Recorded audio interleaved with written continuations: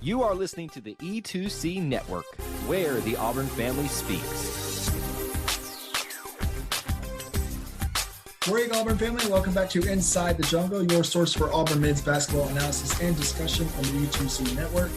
As we are here to talk about another W for this Auburn basketball team, one of the best Auburn teams ever that we've seen here on the Plains. We're talking about another W. I will continue to have that step in my voice every single time that I say that. The Auburn Tigers improve to 17-1, I believe. Yes, 17-1, as they improve to 6-0 in the SEC, which is the first time under Bruce Pearl. As you know, before Bruce Pearl, we had a little dry stretch where we didn't have basketball. So, before, we had Marquise Daniels and Chuck and all those guys, and then we had this stretch where we didn't play basketball. So now Bruce Pearl was hired, and he has come in and done a great job to talk about that, to continue this win streak, the 14 straight.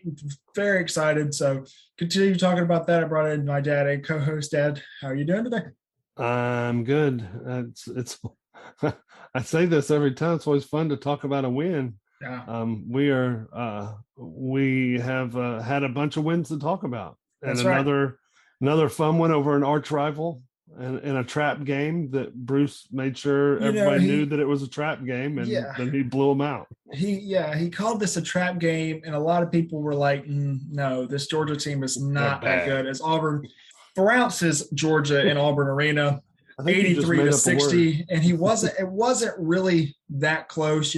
Georgia won the second half of this game by 2 points, and you just kind of saw not necessarily a sloppy second half from Auburn, but not like the first half. First half was straight dominated by the Tigers, scoring 52 points. With that, they finally counted that 52, Westler. They counted that. I don't know what was going on. Did they give him a foul on that too? I don't know. I couldn't tell you. I don't know. The announcers didn't know. Andy and Sonny didn't know. That people had no idea in that. I don't think Bruce knew. Or Tom so Green. he only ended up with one foul in the game. Yeah. So I don't think that they called the foul then. It wasn't a charging foul, so it shouldn't have been called a foul.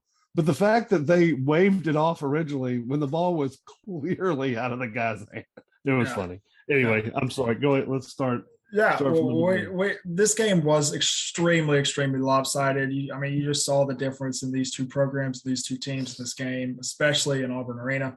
And I think you'll see that when we go to Athens later in early February. Extremely lopsided. In a game where Auburn only shoots 28% from three and 78% from the free throw line, shoots 9 less free throws than Georgia. They completely dominate. Georgia had 18 turnovers to Auburn 8. Auburn out-rebounded this team by 10.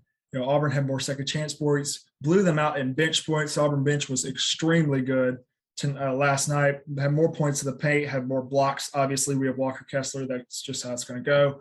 Had more steals, had more assists, had more fast break. It was just in every single category you'd look at, this Auburn team just dominated, and it showed on the scoreboard. Yeah, it's a couple things. First of all, to all my Georgia friends out there, Tom Crean needs an extension. He needs it now. You need to back the truck up and give him whatever he wants to keep him there. Number two, 4 of our 5 starters are from Georgia. What Bruce has done in Georgia after the former coach said you couldn't recruit with Under Armour in Georgia. Bruce has kind of shown that wrong. And then the other thing I wanted to bring up, I saw a stat, I think it was Ferguson who threw it out there, that Cardwell and Kessler are now ranked 8th in the team blocks. I say that, hear me say that again. They rank 8th in team blocks. That means they have the 8th most blocks as any team in the country. Yeah. It's just stupid. That's crazy. Cardwell had 3 more the other last night, and Kessler had 6 more. They ended up with 9 blocks combined within those two, and there's some big ones for both of them. Yeah, you absolutely. Saw lots of those layups that Georgia was getting because our guards were overplaying, getting just swatted by Dillon and Walker, and you've seen that all year long. and it's upped our aggressiveness with our guards was just an underrated thing that has happened because our guards like KD and like Zepp and even Wendell at times are able to get up and take chances, and a lot of them worked out. Wendell got a breakaway steal for a layup. I mean, even Walker got in the auction with a breakaway steal and dunk with overplaying. So it's just look. This Auburn team showed why they're the best in the SEC, and this Georgia team showed why they're the worst in the SEC last night. They really did. This is a bad Georgia team. This is as bad of a Georgia team as I've seen. I think Bruce was a little upset with the second half, but it's hard for 18, 19-year-old kids to buckle in and play as hard as you need to when you're up 20, 25 at halftime. Yeah. And come out, and they didn't shoot the ball well in the second half. And Georgia had, I don't know who the kid is. He got hot from three and made 2 or 3 of them in a row and cut it down to 16 at one point. And I was like, all right, guys, come on, let's not be silly. And then we would stretch it back out and won by 23. So I was texting with my friends who are both Alabama fans, and I'm sorry. I know, but I was texting with them because they had just their finish with LSU had just happened, and absolutely horrendous basketball game that was. LSU has fallen apart. I think Bruce Pearl broke them. Alabama played horrible, and we ended up winning that game by 3. It was just an awful basketball game in general. Awful fun finish. To watch. Not a fun game to watch on either side. But they were texting their concerns about Alabama to me. And the Auburn-Georgia game had just started. I think it was like 19-9, and I was just frustrated. I was like, we're not shooting the ball well. This isn't good enough. I feel like an Alabama football fan right now.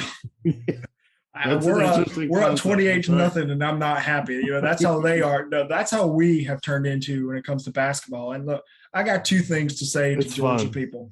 I only got 2 things to say. We can get into more of the stats, and then we can talk about Saturday. But I got 2 things to say to Georgia people. Number one, Anthony Edwards plays for the Timberwolves. He does not play for Georgia anymore. You need to let him go. Okay. By the way, did they even make the tournament when he played for them? No, they didn't. Many Christmas. So he's a superstar, baller for the Timberwolves. Superstar. He's in the incredible. NBA. Yeah. So that's one. Number 2, football season is over, and it needs to be over. Okay. Congratulations, you won. Good for you. Well, it's basketball season now, and y'all are terrible. Y'all, that Georgia team was horrible. And Tom Crean, just like you said at the beginning, Tom Crean needs an extension. I love that man. He's a great coach. He's amazing. He needs to stay at Georgia. He needs to retire at Georgia. So. It's funny to see Georgia fans commenting about us attacking their final score post, which they didn't actually post the score. They just posted that they had lost. And us attacking it and having people go, you act like you just beat the Chicago Bulls. No, nobody. You're just next. You're not special. You're just next. Yeah. And then they go, but football. And you beat us in football. Congratulations. It's not that season anymore. Yeah, it is not football season anymore. Congratulations. You beat Alabama team that, I don't know why you didn't watch our film. No, we're not going to talk about that no more. But, we can get into more of the stats of this game. Auburn did not shoot the ball well from 3. Alan Flanagan had the best percentage. He made those 2 threes earlier. I don't know why he didn't just shoot that first one. He kind of waited and then hit the logo one the next possession. So, it's good to see him, by the way, because he's been struggling from outside, airballing shots. Yeah. And it was good to see him knock a couple in from outside. I was proud of it. Absolutely. But we talked all about, when we previewed this game after the Ole Miss game, we talked about the KD Johnson game. And KD came out and missed his first 2 threes and, turned the ball over one time or committed a foul. And I was like, what is KD doing? And they pulled him and he went to the bench. And there was one exit of the broadcast where they saw KD on the bench. He just kind of looked at Jabari on the bench with him and just said, I got it. I got this. He gets back in, hits 3 straight threes, gets the crowd absolutely crazy, goes psycho mode. I think he's going to have a coronary. Yeah, he is. So, KD only ends up with 12 points and, 2 boards, both of them offensive rebounds, which, amazing for a guy his size. He ended up with 2 steals, had a plus minus of plus 16. So, KD, thank you, Georgia. He didn't get your 70. No, he didn't get my 70. He's 75. Yeah. We do appreciate Georgia for letting us have the ability to watch KD. I have a friend of mine who struggles with KD in the fact that he thinks he gets a little too overhyped and makes a shot and gets a little overhyped, and they run by him and he's got to foul him. And that happens. The good thing, as I was talking to him this morning, the good thing about that is we have a deep enough team that we can take KD and put him on the bench and go, dude, chill out for a second. We love your emotion, love your energy, but you're okay. Just relax. And you're right. The cameras picked him up saying, I got this, to Jabari. And then he went out and had about a 10-minute stretch in that game where he was unstoppable. And he was, like I said, he's going to blow a blood vessel in his head at some point. But he was unstoppable and made the threes and went made some shots from the field, 1 of 2 from the line. But that's all we needed him for last night. 23 minutes, not a lot. Nobody played a lot, but to have him do that was good. He wanted that game. Oh yeah. In the worst way. And now he's getting ready to go play against a former teammate on Saturday. So that's another thing that he'll get to tune up some energy for. Yeah. Yeah. Former backcourt teammate. But well, let's talk a few more about some of the guys that were in double digits for Auburn and maybe some of the guys that weren't in double digits. Because actually let's start with that. The guys that weren't in double digits, look, Dylan Cardwell and Zep Jasper make a huge impact, both on defense completely without scoring. And Zep didn't shoot the ball. Zep shot 1 for 6, 1 for 5 from 3. But he also didn't turn the ball over. He's a very efficient guard, and when they say he is the best on ball full court defender in the country, he is. He is. He's got to be right up there. It helps to have a guy who is the best paint protector in the country right behind you as well. Look, Walker, 15 points, 6 rebounds, 6 assists. I don't know how many, or not 6 assists, blocks. 6 blocks. I'm sorry, just used to saying like in that order. But a guy like him just changes everything, especially for guys like Wendell, KD, and Zep. But I mean, guys that are in double digits. Auburn had 6 guys in double digits in this game. A huge just a great game overall from this team, with KD with 12, the best player in the country, Jabari Smith with 12, Walker Kessler with 15, Flanagan had 10. He had that 8-0 run early, and then he had that dunk in the second half. Wendell with 12 points, 11 assists, and 4 steals. I mean, dude's exciting to watch, man. He's so exciting. Instant offense when you put him in the game. He's instant offense. Yeah, and then a guy that Jalen Williams, there's so many times that game where we just need a basket. Like, we don't really need a fancy bucket. We don't need a logo 3. We don't need a huge play. We just need a bucket. Go to Jalen Williams. Real efficient. Unbelievable. 5 of 9 from field, 2 for 2 from the line. Also had 5 rebounds. A great game for Jalen. And it's good to see a guy like that come off the bench because, man, you talk about doesn't drop off. One that was one of his better games I've seen him play in a while. He struggled a little bit recently. He still is our Swiss Army knife. There's no doubt. But for him to give you 13 off the bench with 5 boards, go 2 of 2 from the free throw line in 17 minutes, be a plus 15 on the plus minus. Yeah, that's who's stepping in when Jabari has to come out. So you add those 2 together, and it's 25 points. Yeah, and from your 4 slot, and I thought Jalen played great the other night, last night. I thought I agree with you. I think Cardwell and Jasper don't need to score. That's not their role. Yeah. Cardwell's an energy guy who blocks a lot of shots and can get a lot of rebounds. Yeah. Jasper's a defensive nut. He's crazy on the defensive end. My one disappointment, I'm going to go back to where I was earlier in the year, and he came out of it, and now he's going back into it, is Devin, start doing the high wire act and go dunk the basketball and slash and cut and forget about your 3 for a little while. Just forget about it. It's all right. You can just forget about it. And they're going to leave you open. And you're going to be open, but take up that space and go to the basket a couple times. See the ball go in the hole. And he's so athletic.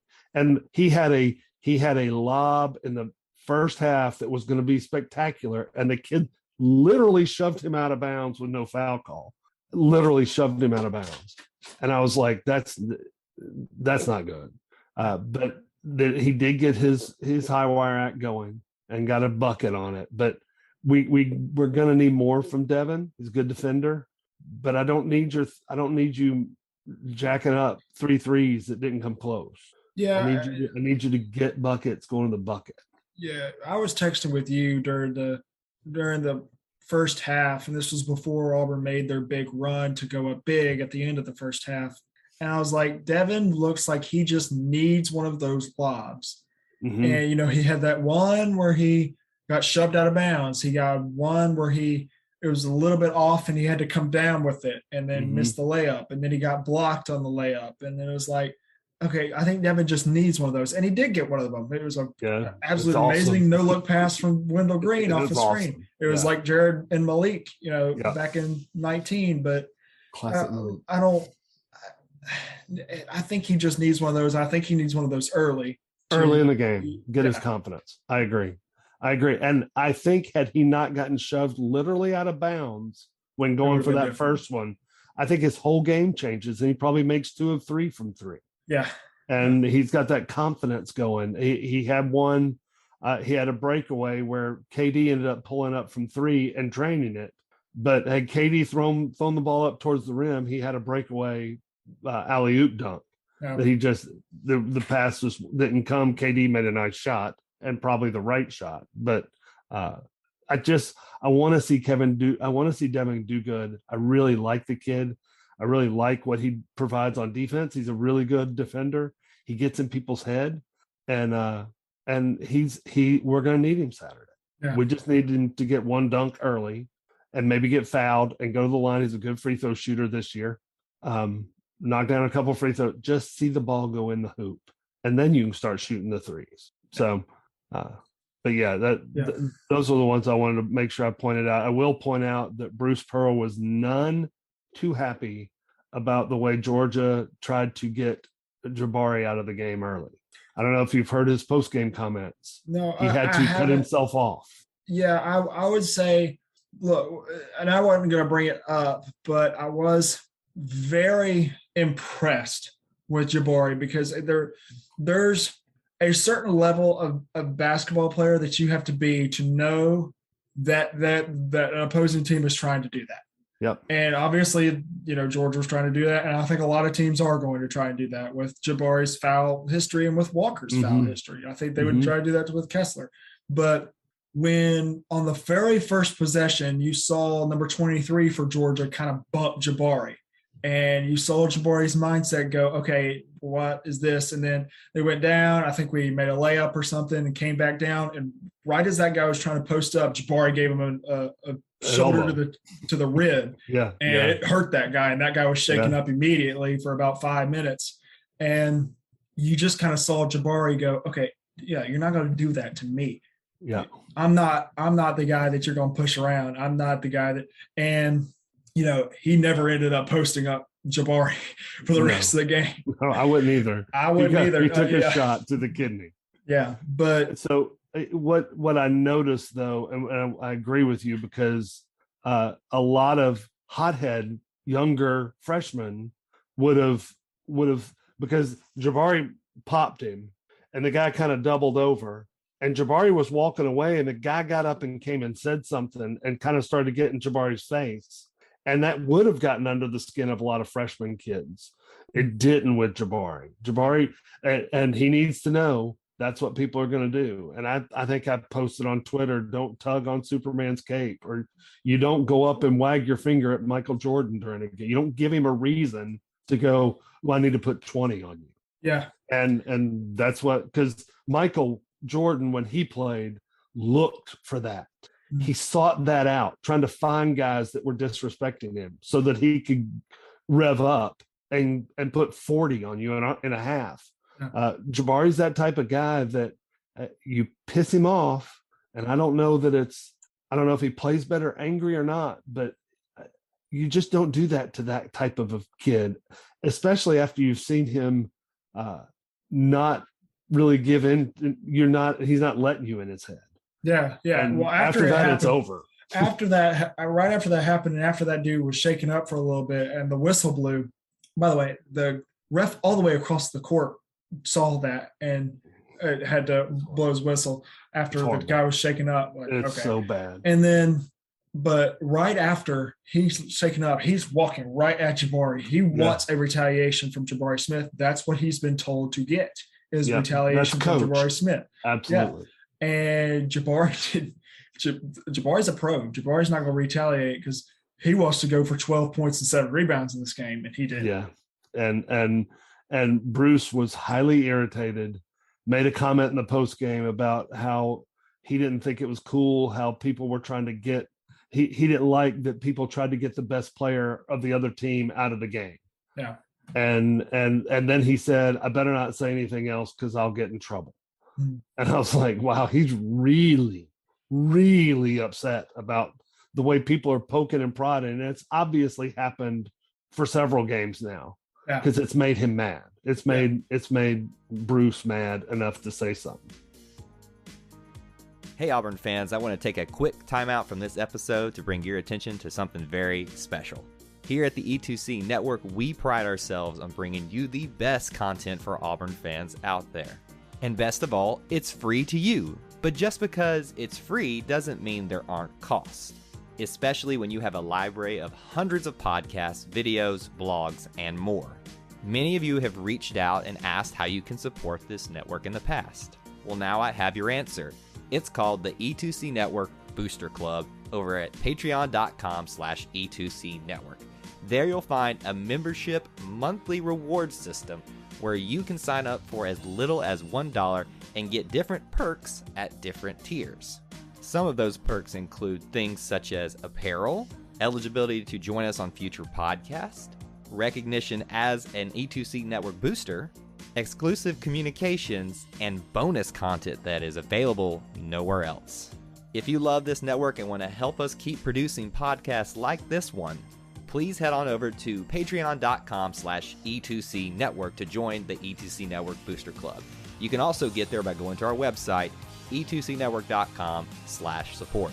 Whether you decide to join or not, we are still so appreciative that you would support us by just listening and being here because each and every one of you is part of our E2C Network family. Well, that's it. Timeout's over. Let's get back into the episode.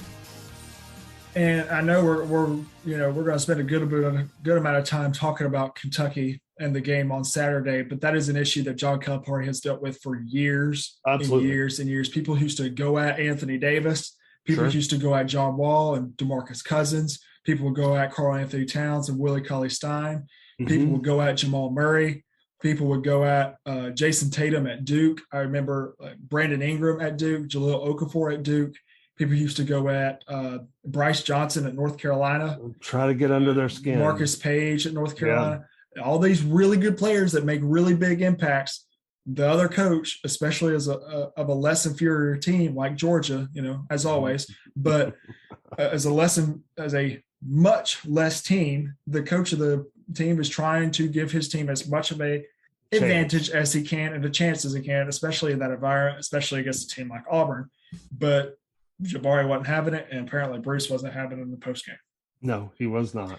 So speaking of the environment, though, by the way, the fact that we had students lined up all the way to Mama Goldberg's 4 hours before that tip is, I can't even describe to you how different that is than what it used to be. I think it was Ferguson tweeted out that when he was in school there, he walked up 5 minutes before the Kentucky game, bought tickets and went in, could sit anywhere he wanted to and watch that Kentucky team with Anthony Davis on it play. Yeah. And didn't have trouble getting into the arena at all. Now they're going to be camping out Friday night because it's a noon tip-off the next day. I will say that before we do player of the game and start talking about the Kentucky game, I have had multiple friends talk to me and reach out to me about camping out Friday night. I've heard people that are going to be there at noon on Friday to start packing and 24 camping hours. out. That is unbelievable. And they're going to be there for 24 hours before tip. That just shows what kind of game you got Saturday. Auburn basketball. That is not football. That is Auburn basketball. Yeah, this isn't That's the why Iron Bruce Bowl. Pearl- This isn't the yeah.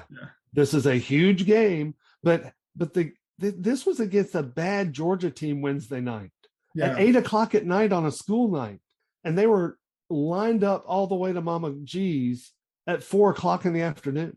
Yeah, and that place, I don't think you could have squeezed another human being in that building. Yeah, it is the best atmosphere in college basketball, and there's not a close second right now. Yeah, and I say that knowing what Duke can do. Yeah, well, actually, there's somebody on Twitter right now, and I can't pull up the tweet because Twitter's not loading right now. I don't know why, but hey, they got to get that fixed for Saturday. But to that argument, Auburn Arena has the lowest capacity of any team in the SEC's arena, and of most schools in the NCAA. It's about the same size as Duke. Yeah, Cameron Indoor has 400 more seats. And you look at that atmosphere with the Cameron Crazies and how they've been with Shefskyville and all of that. You look at Gonzaga's atmosphere. That's a big-time atmosphere to have in Spokane, Washington. Arena, That's 3,000 less than Auburn Arena.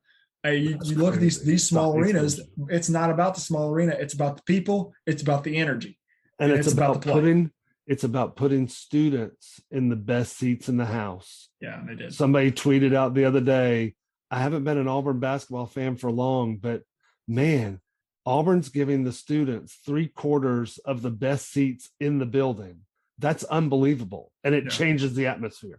Yeah. Because you'll notice the guys sitting behind the two benches in the scholarship seats aren't the ones making noise. Yeah. It's the other 3/4 of the lower bowl where the students are sitting that is just stupid loud. It is impressive. It's a great building. It was built that size for a reason. They used to have to put curtains up in Beard Eaves because it was so big and nobody'd buy those seats. Yeah. So they built a building that was smaller capacity, and then Bruce Pearl filled it up and has made it must-see TV and must get to the game. So anyway, let's talk player of the game. Player of the game, I think there's many options you can go with. We had 6 guys in double figures. Wendell with a double-double, and Kessler with 6 rebounds, 6 blocks. Jabari with 7 rebounds, and Carwell with, even a guy like Carwell making such a big impact off the bench. You could go anywhere. I'm going to go different than I think you're going, because I think you're going with the more rounded answer that you'd ask, and we'll do this real fast so we can talk about Saturday. But I'm gonna go with Wendell. Okay. You look at the stat sheet. Only shot 1 of 5 from 3. He's gonna shoot threes and he's going to make threes. I'm not worried about that at all. He scored 12 points. He had 3 rebounds. He had 11 assists to only 2 turnovers, and one of those turnovers, poor guy just dribbled it off his foot. That was going to be a lob. It was going to be a great century to Alan Flanagan. Yeah, but he ended up with 4 steals. There were multiple times where the big just had it for Georgia, and Wendell just went and ripped it from him. And Zepp did that same thing. Yeah, and it's just so different when he's on the floor. He's one of the most exciting guards to watch in college basketball, and he's coming off the bench for us. So yes, I agree completely. He is instant offense when he comes on the floor. I don't have anything against Jasper. I think Jasper's thing is defense, but the offense doesn't run as smooth with Jasper playing point. But you put Wendell in and you're running pick and roll, even that side pick and roll, that wing pick and roll where he threw the lob to Devin, he's getting in the middle of the lane. And if he's in the middle of the lane and you don't guard him, he's going to make a layup or a shot. Yeah. If you come up to guard him, he is such a good passer. He's going to find the guy open. So I think he's a good choice. I'm actually going to go off the board a little bit.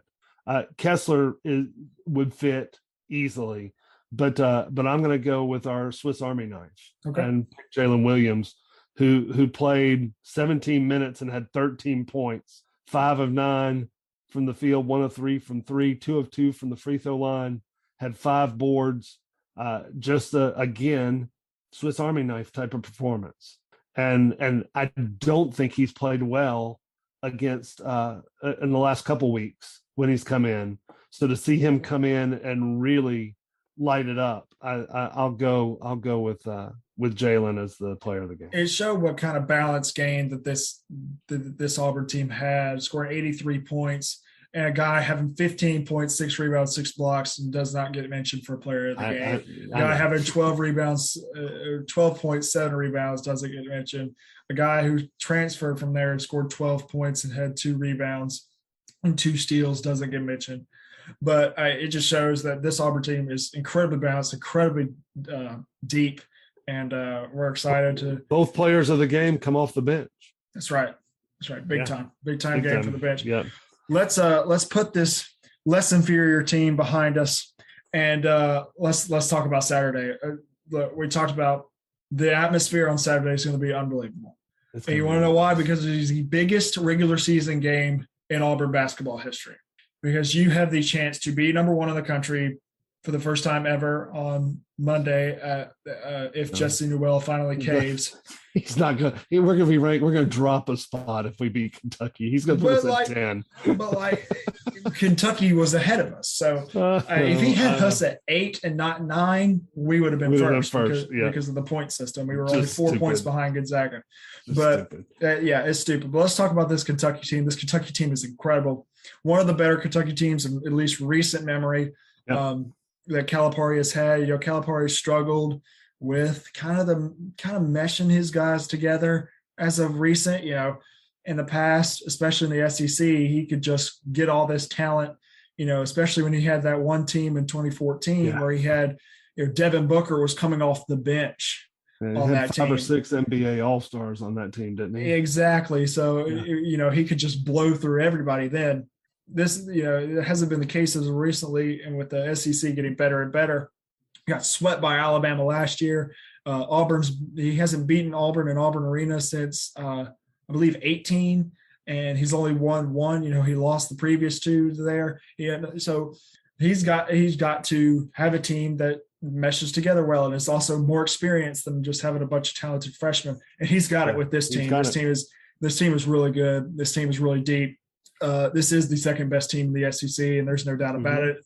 They struggled with A&M last night at A&M. I think that was their wake up call, their test. If the Notre Dame game wasn't, then this was. This is a very good Kentucky team, and this is by far the best team that Auburn's played. And we get to do it in Auburn Arena, and it's going to be the biggest game in that building ever.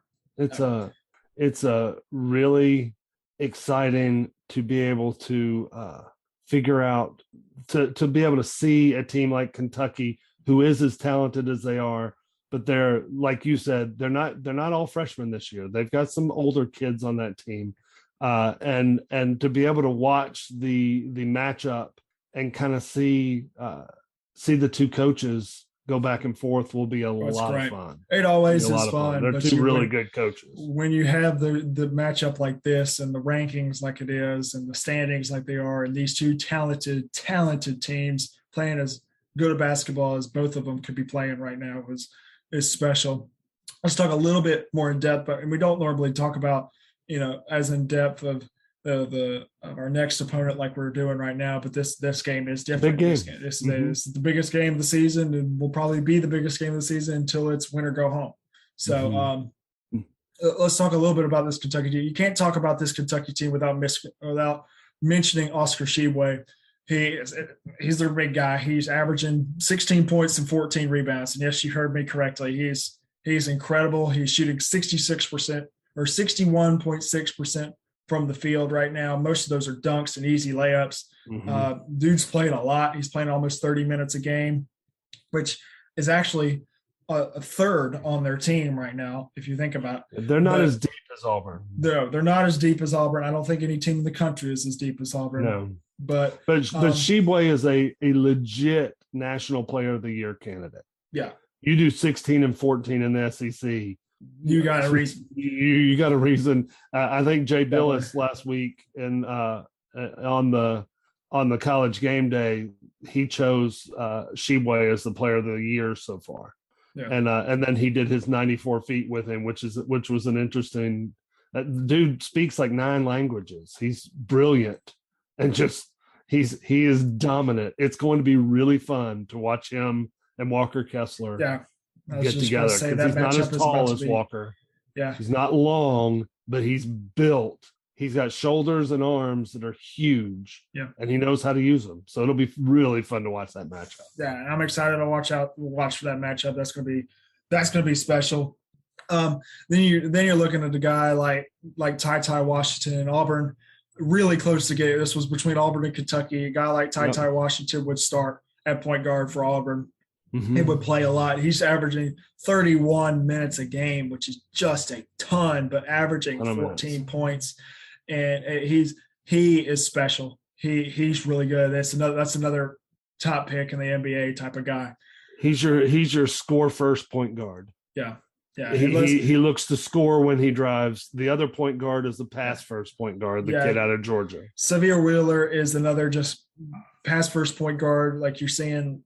Really good. A lot more nowadays. But another transfer from Georgia, when KD hit the transfer portal and Xavier hit the transfer portal, I believe right after KD did, I was like, oh, that could be some sort of a package deal. But then Xavier went to Kentucky, and I was like, no. Don't go to KD. We can't have KD going to Kentucky. Come to us, KD.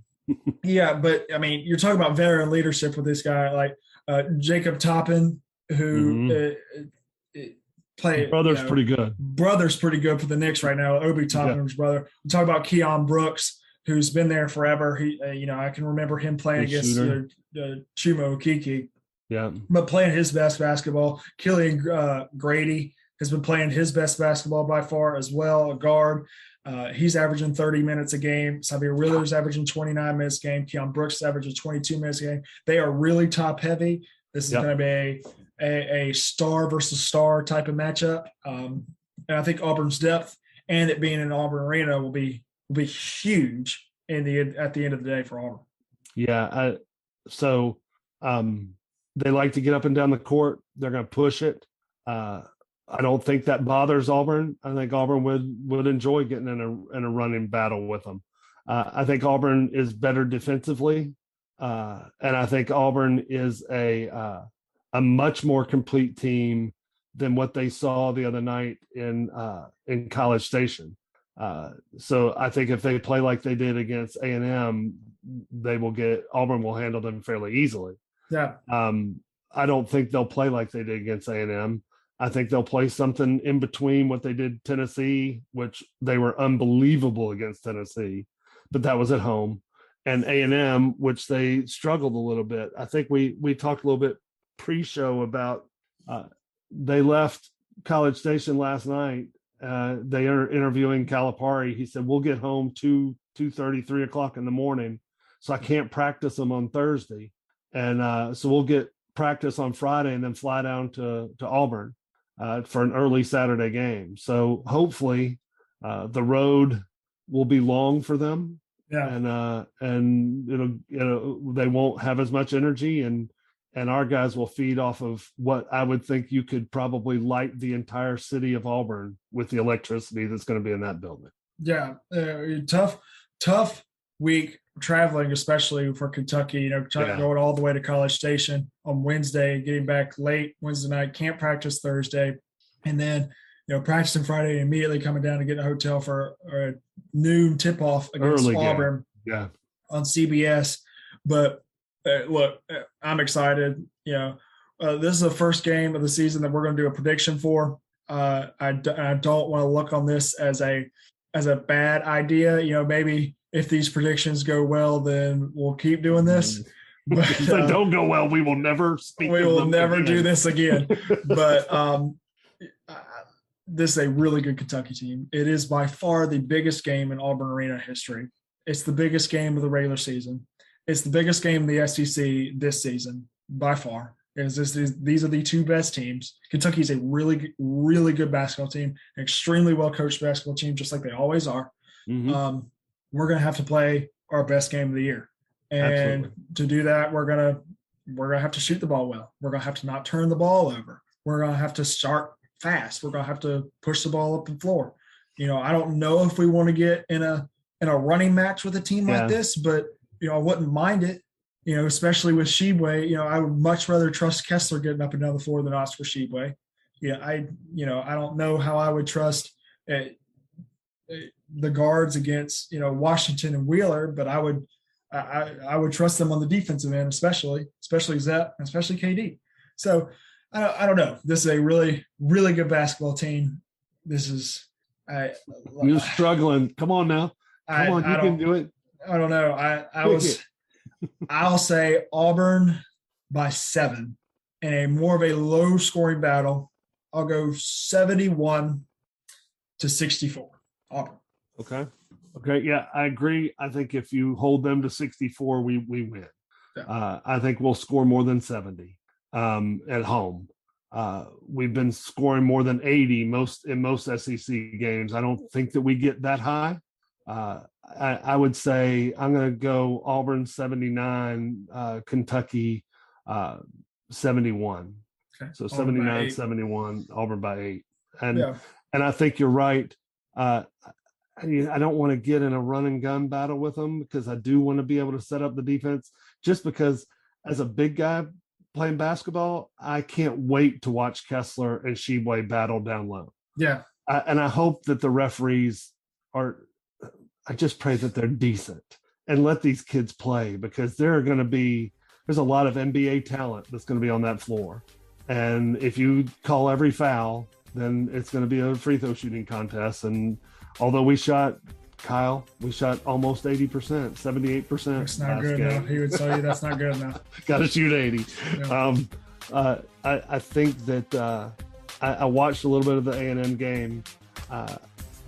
The A&M does not have what Auburn has. And so I think that we can win it. I think we can win it 7 or 8 points. So 79-71 is where I'll go. All right. We'll be back to discuss that big matchup in Auburn Arena a bit later this weekend, maybe early next week. Until next time, War Eagle. War Eagle. Thank you for tuning in to today's episode on the E2C Network. On your way out, I want to remind you to stop by e2cnetwork.com. It's your one-stop shop for all our content across our podcast, YouTube channel, and much more. To stay up to date with us, make sure you're following social media accounts such as Facebook, Twitter, and Instagram. While our content here may always be Auburn sports heavy, if it's orange and blue, it's what we do. War Eagle.